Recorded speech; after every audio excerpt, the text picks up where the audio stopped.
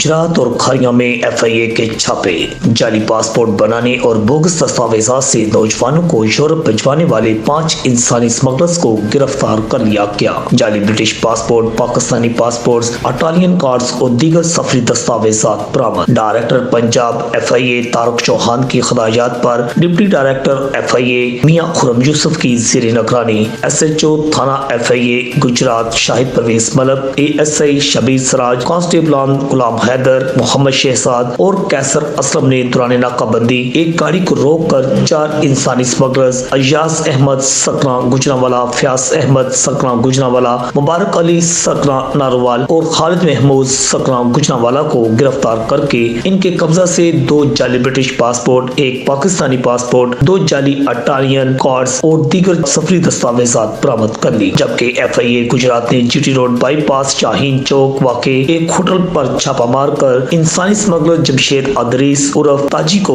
گرفتار کر لیا۔ اس کے قبضہ سے 7 پاکستانی پاسپورٹ برآمد ہوئے ہیں۔ ملزمان شہریوں سے 15 لاکھ روپے وصول کر کے انہیں غیر قانونی طور پر یورپین ممالک بھجواتے تھے۔ FIA گجرات کی کارکردگی سال 2019 کے 2 ماہ کے دوران سب سے زیادہ بہتر رہی ہے۔ آکاش نیازی، العدنان نیوز۔